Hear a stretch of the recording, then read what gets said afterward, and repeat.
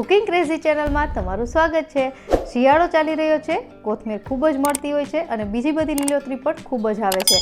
તો આજની જે રેસીપી છે એ છે લીલી ચટણી માટેનો સૂકો પાવડર બનાવવાની રેસીપી, જે તમે એક વખત સ્ટોર કરો છો તો આખું વર્ષ છે તમે લીલી ચટણી ગમે ત્યારે બનાવી શકો। તો ચલો ફટાફટથી રેસીપી શરૂ કરીએ અને જો રેસીપી પસંદ આવે તો વિડીયોને લાઇક અને ચેનલને સબસ્ક્રાઈબ કરવાનું ન ભૂલતા।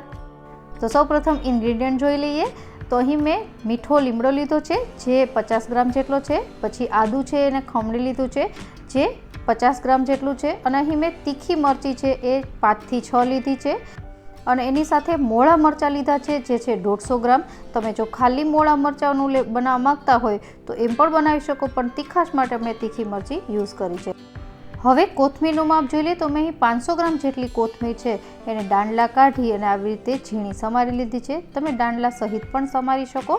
હવે આપણે આ કોથમીર અને મરચાં, આદું, મીઠો લીમડો અને લીલા મરચાંની સુકવણી કરવાની છે। તો જેની માટે આપણે જે લીલા મરચાં છે એ બધી વસ્તુને આપણે તડકે સૂકવીશું, અને કોથમીર છે એને ઘરમાં જ 5 થી 6 દિવસ સૂકવવાની છે।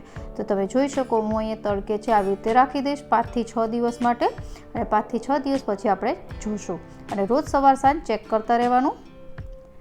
તો 5 થી 6 દિવસ પછી આપણે જોઈએ તો કોથમીર ઘરમાં જ આવી રીતે સુકાઈ ગઈ છે, પણ હજી આપણે એક વખત એને તડકો આપવાનો છે। તમે જો હાથમાં લઈએ તો સુકાઈ તો ગઈ છે, પણ થોડું હજી મોઇસ્ચર છે, તો આપણે એને 1 દિવસ માટે તડકે રાખી દઈશું। તો આવી રીતે મેં તડકે રાખી દીધી છે, અને ત્યારબાદ આપણે એની સાથે જે લીલા મરચાં છે એ બધી વસ્તુને પણ બીજા દિવસે ચેક કરીશું। તો હવે બધી જ વસ્તુ સુકાઈને તૈયાર છે। લીલા મરચાં, કોથમીર, લીમડો, આદું, આ બધી વસ્તુ છે એ સરસ રીતે સુકાઈ ગઈ છે। તો હવે આપણે આનો સૂકો પાવડર બનાવીશું। હવે આ બધી વસ્તુને મિક્સ કરી લેશું અને ત્યારબાદ આનો પાવડર બનાવવાનો છે। તો અહીં મેં એક મિક્સર જાર લીધું છે જેમાં બધી વસ્તુ નાખી અને અમુક મસાલા કરીશું, જેનાથી જ્યારે ચટણી બનાવી હોય ત્યારે ખાલી પાણી નાખી અને ચટણી તમે તૈયાર કરી શકો છો। તો હવે નાખીએ આમાં 1/4 કપ જેટલા દાળિયા, જેના મેં ફોતરા ઉતારી લીધા છે અને આ થોડા સોલ્ટી હોય છે। ત્યારબાદ નાખીએ ½ ટીસ્પૂન જેટલું મીઠું। અહીં મીઠું છે આપણે ઓછું નાખવું કારણ કે દાળિયા પણ ખારા છે। ત્યારબાદ ખટાશ માટે 1 ટીસ્પૂન જેટલો આમચૂર પાવડર, અને હવે બ્લેન્ડ કરી લેશું। તમે જો ઈચ્છો તો અહીં ખાંડ પણ નાખી શકો છો જો તમે પસંદ કરતા હોય તો, અને લસણ છે એને પણ સુકવણી ટાઈમે સૂકવી શકો છો, પણ આ એકદમ પ્યોર આપણે જૈન લોકો કે જે લોકો લસણ ડુંગળી નથી ખાતા એની માટે પણ આ તૈયાર કરે છે, એટલે આવી રીતે તૈયાર કરવાનો હોય। તો આપણો આ પાવડર બનીને તૈયાર છે। હવે કોઈ પણ એક કાચની બરણીમાં એને આપણે ભરી લેશું, જેનાથી આપણે આખું વર્ષ એને સ્ટોર કરી શકીએ। ત્યારબાદ આ પાવડરમાંથી આપણે ચટણી પણ બનાવીશું। તો મેં આ લીલી ચટણી માટેનો પાવડર બરણીમાં છે એ ભરી લીધો છે। આ 1 વર્ષ સુધી ખરાબ નથી થતો।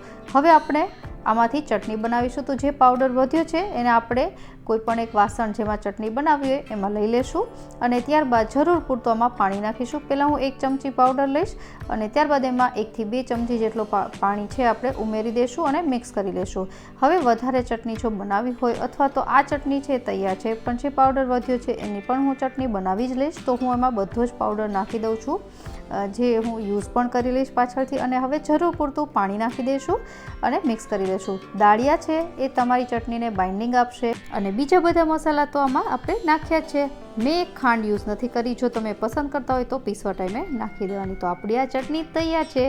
આ ચટણી તમે ગમે ત્યારે બનાવી શકો, અને સ્પેશિયલી ટ્રાવેલિંગમાં છે આ ચટણી તમે લઈ જઈ શકો છો અને ત્યાં પણ બનાવી શકાય। તો અહીં મારી પાસે આ લીલી ચટણી માટેનો ડ્રાય પાવડર છે તૈયાર થઈ ગયો છે। હું આને સ્ટોર કરીશ, અને આ સ્ટોર કરવા માટે તમે નોર્મલ ઘરમાં કોઈ પણ જગ્યાએ રાખી શકો છો, ફ્રીજમાં રાખવાની કોઈ જરૂર નથી।